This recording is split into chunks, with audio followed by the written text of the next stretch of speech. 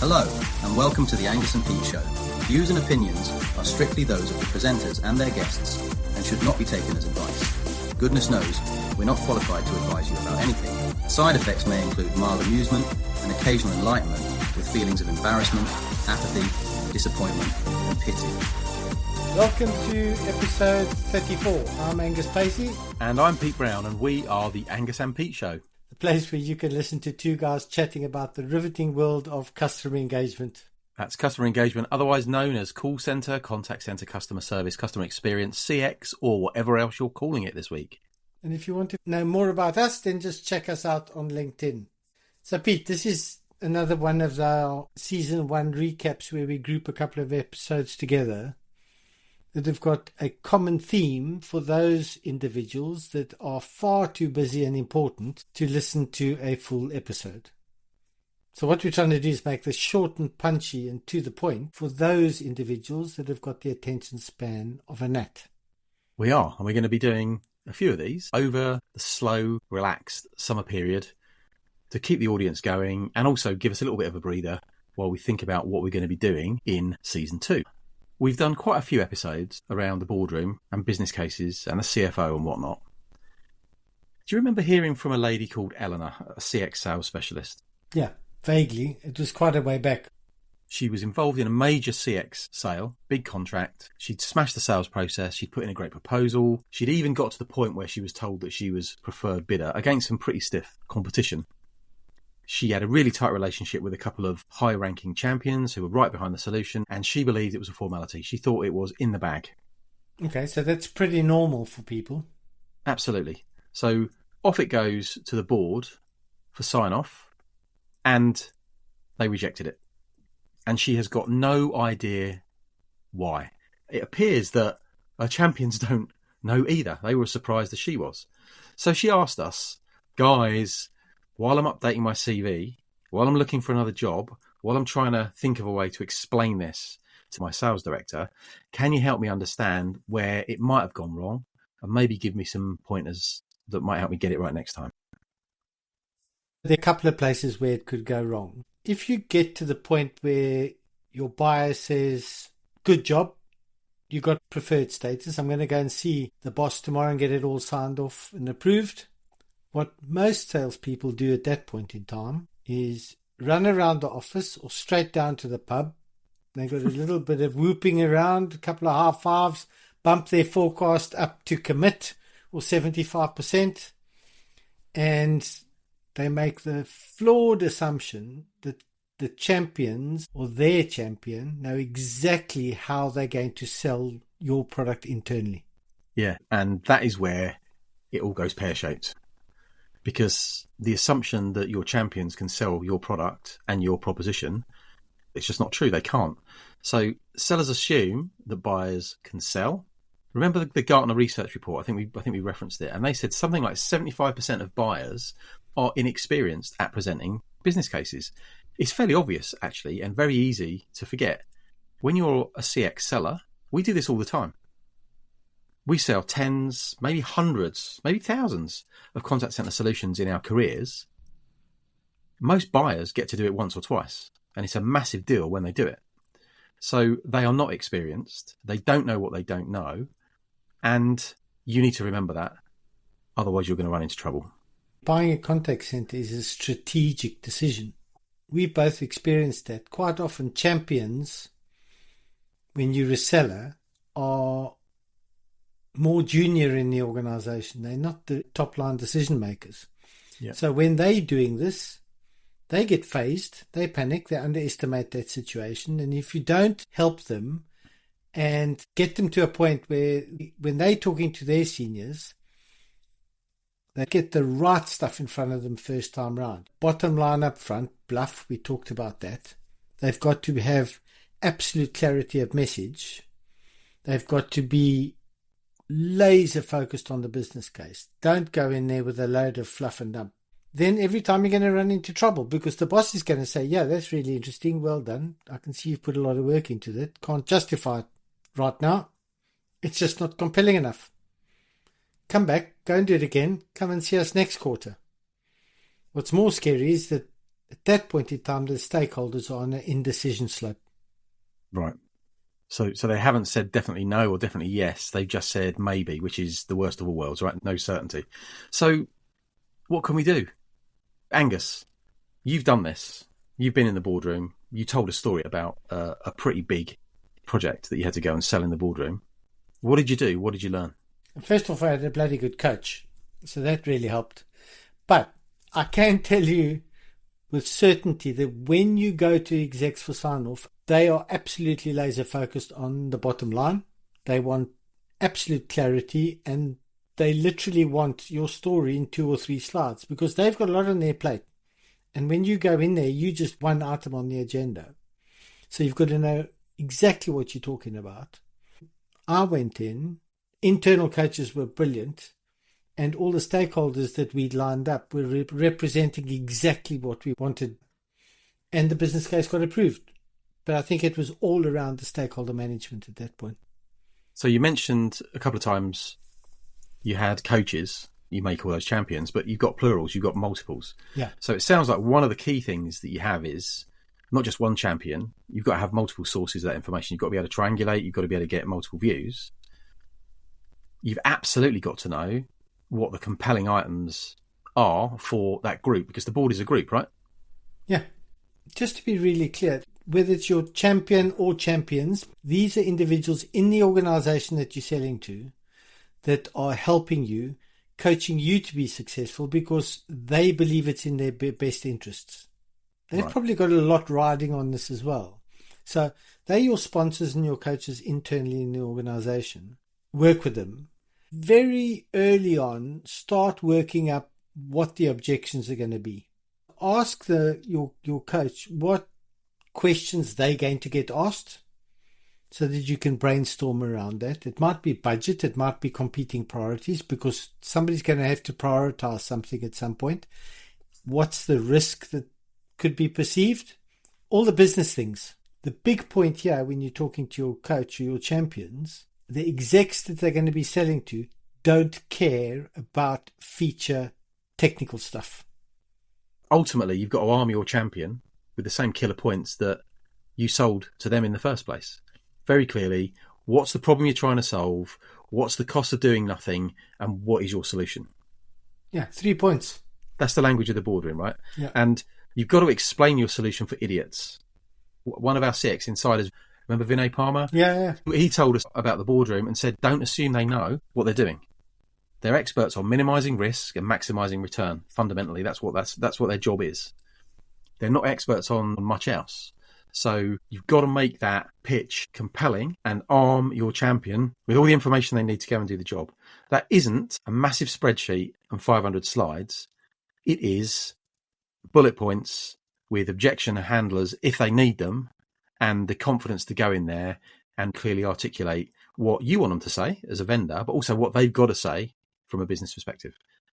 Go through it with them. Get them to practice on you before they go and practice on the board. When I went in representing the team to get that sign-off, we role-played before, 2-3 days before actually, with senior champions, exactly what we were going to say. I think the other key thing is that have a 1-page business case summary, because that should have all the right financial metrics on it, because the finance guys are going to be all over it. What are the operational benefits? How does this fit with corporate strategy? Now, these are the key things. And then they've got a cheat sheet. They can't go wrong. Right. Return on investment models, cost savings, revenue growth, Yep. operational stuff, efficiency, automation, reduce workload, and the corporate strategy. How does it help you achieve your broader company goals? That needs to be understood. It needs to be part of the story that your champ tells, because that's what the execs are looking for. That's what they'll relate to. Yeah. We've talked about the execs and we've talked about the board. So who are these faceless pinstripe suits that block everything? The CFO, the CEO, the CIO, the COO, just pick a 3-letter acronym and they're all rammed in there. Okay, so we've got 3-letter acronym soup. How would you spot the CFO? He's going to be sitting there with a calculator and a pencil talking about numbers. What's the impact on our bottom line? He or she would say, how much money do I need to invest? You've got to be able to answer those questions. Things like we're going to reduce handling time by 20%, we're going to reduce staffing costs will get the attention of a CFO. The CEO is more interested in strategy. How does this align with our short, medium and long-term goals? But he'll leave the numbers to the CFO. He'll leave the operations stuff to the CIOs and the IT people. Don't forget about security and compliance and regulation and data protection, because frankly, all board members are interested in that these days, because it's a personal risk to them. If they mess that up, then their reputations and maybe even a short jail sentence for them is on the line.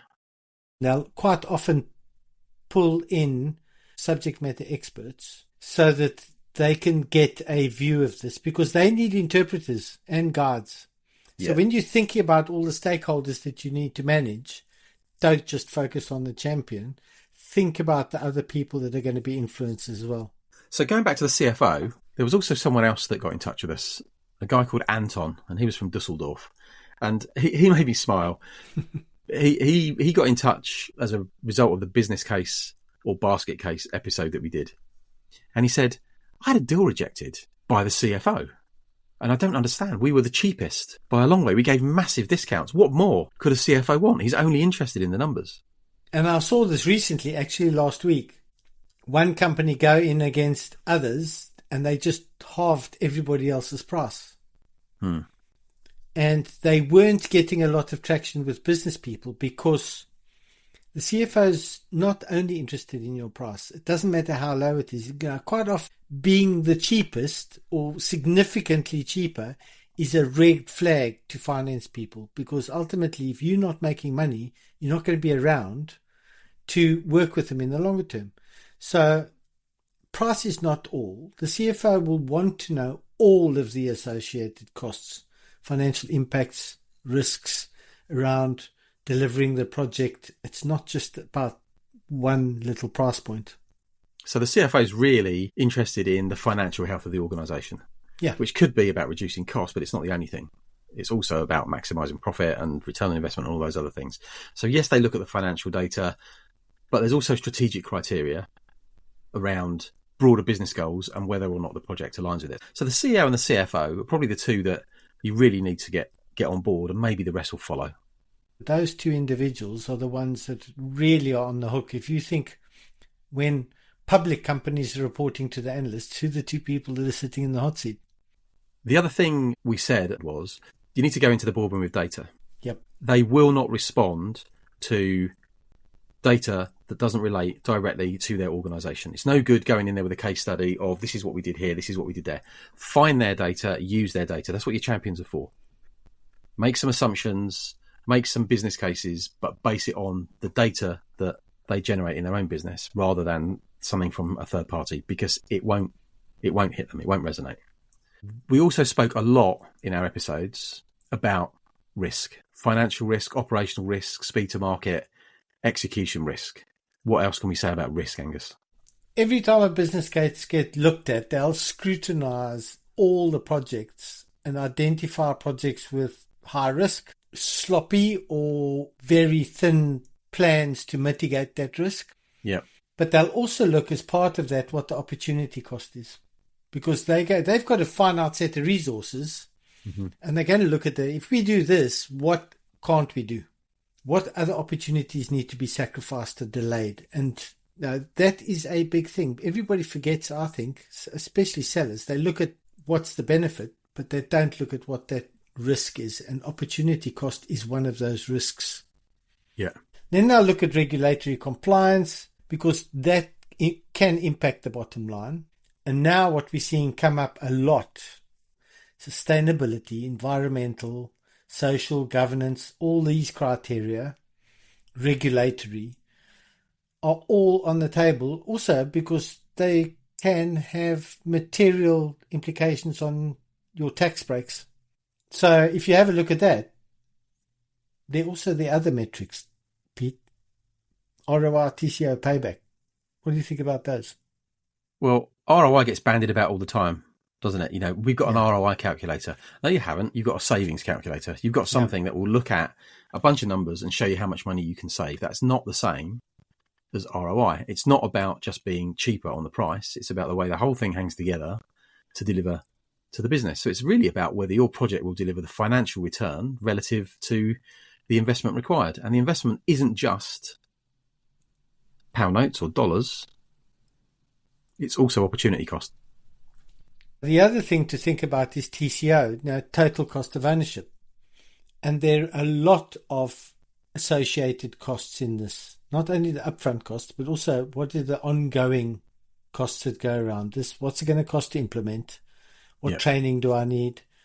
What maintaining this whole stack? Quite often, quite a few hidden or underestimated costs. What makes them more comfortable if you've got detailed breakdowns of these and you can articulate how you got to them. And then the most important one is, and this goes back to opportunity cost, what's the payback period? Yeah. This is the break-even point where they get the money back. And I think CFOs are right now looking for shorter payback periods, inside 2 to 3 years. But don't use terms interchangeably with CFOs. They're forensic on their terminology. So don't say return on investment when you mean cost savings. You get those the wrong way around, you're going to get chased out with your tail between your legs. Right. It's all about credibility. Yeah. So cost savings and efficiency gains are key, but part of the narrative that you need to give to your champions that are going into the boardroom is you've got to give them with the information on how and why they're going to get that benefit, and also demonstrate that they are achievable and sustainable over the long term. Now, one of the CFOs said to me, his big concern is at what point can he no longer back out? What's the point of no return? Right, okay. They've invested so much at that point in time, they can't reverse out, even if it's a total car crash. Right, so whilst they're looking at payback periods in relatively short time frames at the beginning, they've got to have an eye on the longer term viability of the whole thing as well when they're making the decision. So their expectation is that you don't just deliver within those 2 years, you keep doing it. You keep delivering gains to their business year on year, and most CFOs want predictability. So if you can show them a way to see down the line, see what they're going to spend, see their return, and minimize the risk of doing it, then it's going to make a more compelling argument for them. And ultimately, they're looking at the profitability, right? The internal rate of return on their investment and what it actually means to their bottom line and their accounts and their balance sheet and all the other stuff that they get hired and fired on. It was quite interesting. Last week, I heard probably on 4 or 5 occasions where business people were talking about going into pure OPEX models, usage-based billing, and they're now dealing with bill shock. And that's something that the CFO is very focused on, because they've got a plan, and giving them an unquantified number that's pure usage-based is something that they are maybe not very comfortable with. Because as a service, sounds great, doesn't it? But when you're a CFO, that can be quite challenging to go from a traditional CapEx acquisition model to an OPEX one. Just accounting for things on a balance sheet becomes difficult. What are your accounting practices around as a service? How does it affect the way you're going to do things? So there's a lot to think about here. Our job is to make it as easy as possible. So for Anton and Eleanor, what can we say now to just summarise it for them? Yeah, so there's quite a lot to unpack there. All the ins and outs of getting those deals done. Pete, I know you love summarising things. You do it all the day. You love simplifying things. What are the key takeaways for our listeners?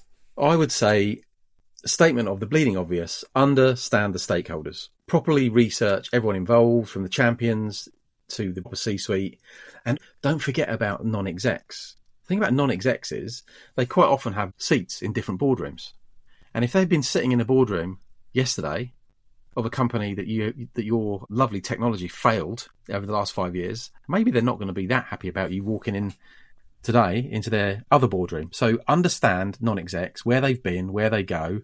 They all talk to each other. So know that.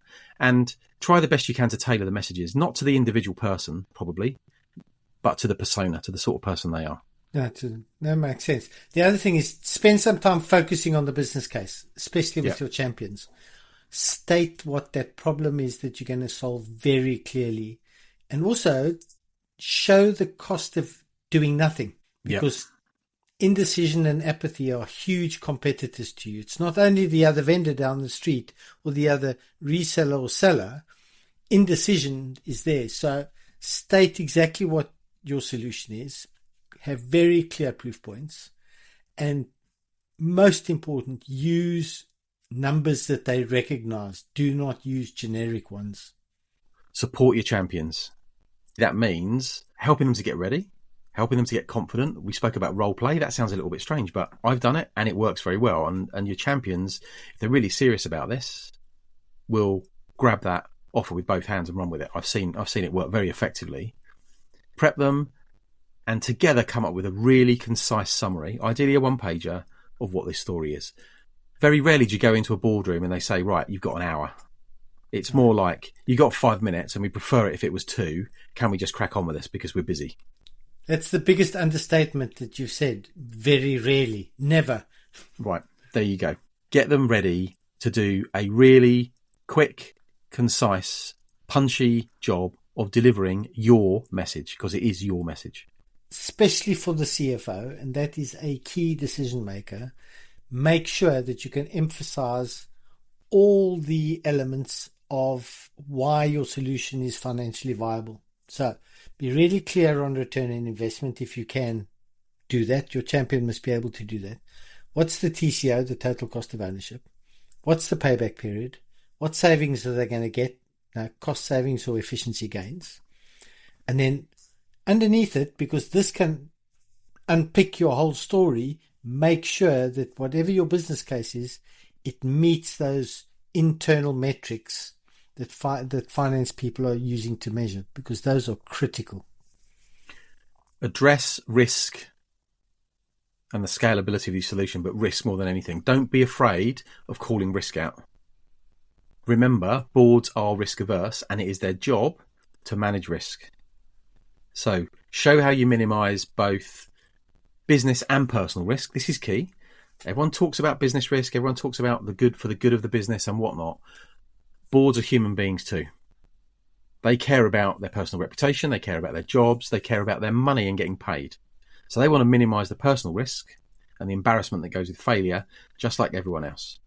Minimize business risk, minimize personal risk, and demonstrate how your solution offers long-term benefits that can scale. Yeah. And at the end, once you've got a very well-crafted narrative, don't forget that you need to navigate the objections. Yeah. So before the time, role play it with your champions, make the time to do it, predict what those objections were, and come up with the answers for it, because they're going to come. It's too expensive. We don't have the budget. Existing system works fine. It's too complex.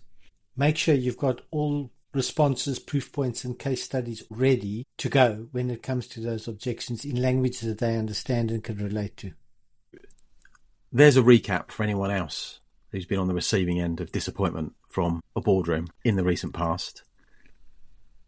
We'll be back next time with another recap in episode 35. In the meantime, after that whistle-stop tour, follow the Angus and Pete show page on LinkedIn for news and notifications, and absolutely please message us directly to tell us what you want to talk about and how we're doing, and keep that post-bad pulging. You know by now the show's available on all your favourite podcast platforms, so listen, like, subscribe and share to help us spread the word and keep the whole Angus and Pete show engine running. Before you say anything about a joke, Angus, I'm not in the mood. I'm not doing one this week. Straight up front. Yeah, bottom line up front. I'm not feeling humorous. So, cheers, Angus. Cheers, Pete. Thanks for tuning in to the Angus and Pete show. Remember, it's based on the personal views and opinions of the hosts and their guests. If you're feeling aggrieved or litigious, take a chill pill. There's already enough stress in the world. Don't forget to follow our page on LinkedIn and subscribe on your favourite podcast platform for more episodes. We'll see you next time. Oh, and tell your friends.